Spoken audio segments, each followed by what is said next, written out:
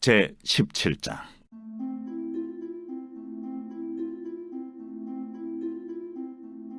여호와께서 모세에게 말씀하여 이르시되, 아론과 그의 아들들과 이스라엘의 모든 자손에게 말하여 그들에게 이르기를, 여호와의 명령이 이러하시다 하라. 이스라엘 집의 모든 사람이 소나 어린 양이나 염소를 진영 안에서 잡든지 진영 밖에서 잡든지 먼저 회막문으로 끌고 가서 여호와의 성막 앞에서 여호와께 예물로 드리지 아니하는 자는 피 흘린 자로 여길 것이라. 그가 피를 흘렸은즉 자기 백성 중에서 끊어지리라. 그런즉 이스라엘 자손이 들에서 잡던 그들의 제물을 회막문 여호와께로 끌고 가서 제사장에게 주어 화목제로 여호와께 드려야 할 것이요, 제사장은 그 피를 회막문 여호와의 제단에 뿌리고 그 기름을 불살라 여호와께 향기로운 냄새가 되게 할 것이라.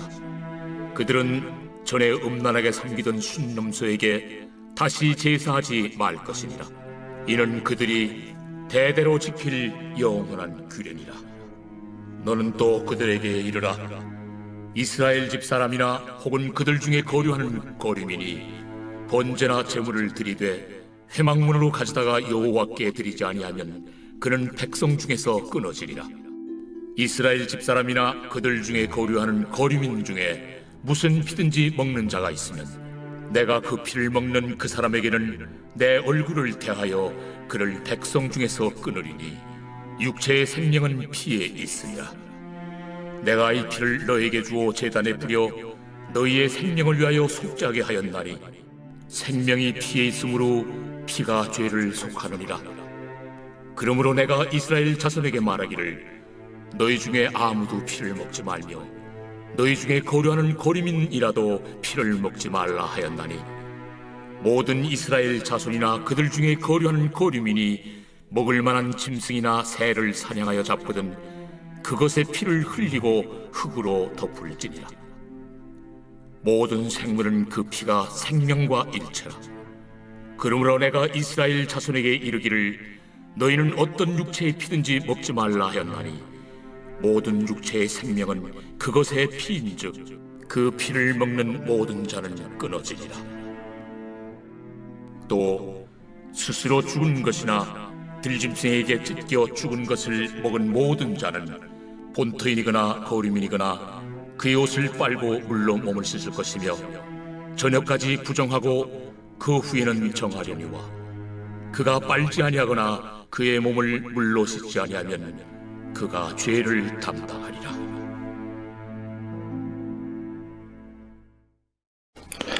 성경에서 제일 중요한 단어는 피입니다. 성경 전체에서 460번이나 사용이 되었습니다. 구약에는 362번, 레위기 17장에는 13번이나 사용된 단어가 피라고 하는 단어입니다. 레위기 17장은 성경 전체에서도 가장 근본이 되는 말씀입니다. 그래서 학자들은 레위기 17장을 파운데이션 챕터라고 부릅니다.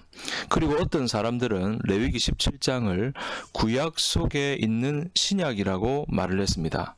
그 가운데서도 레위기 17장 11절은 가장 중요한 말씀입니다. 육체의 생명은 피에 있음이라. 내가 이 피를 너희에게 주어 제단에 뿌려 너희의 생명을 위하여 속죄하게 하였나니 생명이 피에 있으므로 피가 죄를 속하느니라. 죄인된 인간이 죄 사함을 받을 수 있는 길은 피밖에 없고, 천국 못 갈 인간이 천국 갈 수 있는 길은 피밖에 없고, 하나님과 원수된 인간이 하나님과 화목하게 되는 길은 피밖에 없다는 말씀입니다. 그런데 이 피는 뭐냐? 여기서는 짐승의 피이지만 짐승의 피는 예표입니다. 이것은 결국 그리스도 예수의 피로 인해서 사람은 결국 죄사함을 받고 영생을 얻고 천국에 갈 수 있다는 것입니다. 이 대원리를 레위기 17장이 선언하고 있습니다. 예수 그리스도의 피로 속죄를 받는다는 대원리를 선언하기 위해서 레위기 17장은 세 가지 전제 조건을 설명하고 있습니다. 먼저 첫 번째로 1절부터 5절까지는 무슨 짐승이든지 이스라엘 백성들은 광야에 사는 동안에 짐승을 잡을 경우에는 식용으로 먹을 짐승이든지 아니면 희생 제물로 드릴 짐승이든지 오직 한 장소에서만 죽을 수 있다는 것입니다. 4절과 5절에서 보면 어디에서 잡을 수 있는가 하면 회막에서 잡을 수가 있습니다. 4절에도 회막문, 5절에도 회막문, 회막문에서만 죽이라. 짐승을 잡을 수 있는 장소는 딱 한 군데 밖에 없습니다. 그 한 군데 장소는 회막문입니다. 이 회막문에서만 짐승을 잡을 수 있다는 말씀은 무슨 이야기입니까? 이것은 예수 그리스도의 속죄 제사는 오직 한 장소밖에 없다는 얘기입니다. 갈보리 언덕에서 드려질 것을 예표로 말씀하고 있는 것입니다. 두 번째로 6절에서는 피의 희생 제사를 드릴 수 있는 자격자는 오직 하나님이 임명하신 제사장뿐이다 라는 것입니다. 6절을 보면 누가 그 피를 회막문 여호와의 제단에 뿌리라고 했습니까? 제사장입니다. 다른 사람은 뿌릴 수가 없습니다. 하나님이 임명하신 제사장만이 드릴 수가 있는 것입니다. 이것은 오직 예수 그리스도만이 죄인들의 영혼 구원을 위해서 제사를 드릴 수 있는 자격자가 된다는 것입니다. 사람들이 갈보리 십자가에서 피를 흘린다고 해도 예수 그리스도가 아니면 안 된다는 것이죠. 예수 그리스도의 피가 예수 그리스도만이 갈보리 언덕에서 그 피를 흘려 속죄 제사를 드릴 수 있는 자격자가 되는 것입니다. 왜냐하면 예수님은 하나님이 임명하신 제사장이기 때문입니다. 다른 사람은 피를 흘려봐야 소용이 없습니다. 그러니까 속죄 제사는 오로지 한 장소에서 오로지 하나님이 임명하신 제사장만이 드릴 수가 있습니다. 세 번째는 희생 제사를 드려야 하는 대상은 오로지 여호와 하나님 한 분밖에 없다는 것입니다. 7절부터 9절까지가 그 말씀인데요. 속죄 제사를 드리는 대상은 여호와 하나님만이 대상이 된다. 여러분, 이 부분에 수염서가 나옵니다. 애굽 사람들이 제사를 드리는 대상이 수염소였습니다.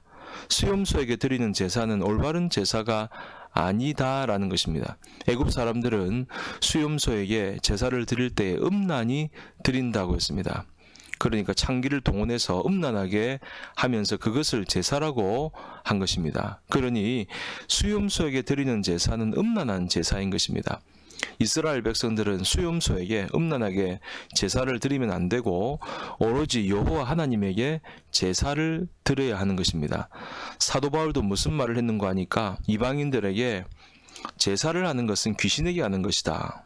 그러니 여러분, 사람들이 제사를 드리는 것은 다 귀신에게 하는 것입니다. 다시 말씀드리면 속죄 제사는 한 군데, 한 장소, 갈보리 언덕이고 속죄 제사를 드릴 수 있는 분은 하나님이 임명하신 제사장 예수 그리스도 뿐이고 속죄 제사를 드릴 수 있는 대상은 여호와 하나님 한 분뿐이시다라는 것입니다. 여러분, 하나님은 레위기 17장을 통하여 우리에게 피가 중요하다는 것을 가르쳐 주고 있습니다. 결국 이 가르침은 점진적으로 무엇을 가르치고자 하는 것입니까? 이 가르침이 그림자로서 가르치고자 하는 실체는 예수 그리스도의 피가 중요한 것이다, 귀중한 것이다 라는 것입니다. 우리는 무엇을 귀중하게 여깁니까? 다이아몬드입니까? 땅 문서입니까? 돈입니까? 금입니까? 그러나 그것들보다도 훨씬 비교할 수 없을 정도로 귀중하게 여겨야 되는 것이 바로 예수 그리스도의 피입니다. 오늘도 예수 그리스도의 보혈의 피를 묵상하는 그런 은혜가 있기를 바랍니다. 보혈의 능력이 있습니다. 보혈이 가장 귀한 것입니다. 여러분, 예수님의 보혈을 가장 귀한 것으로 여기는 저와 여러분들 될 수 있기를 주님의 이름으로 축복합니다.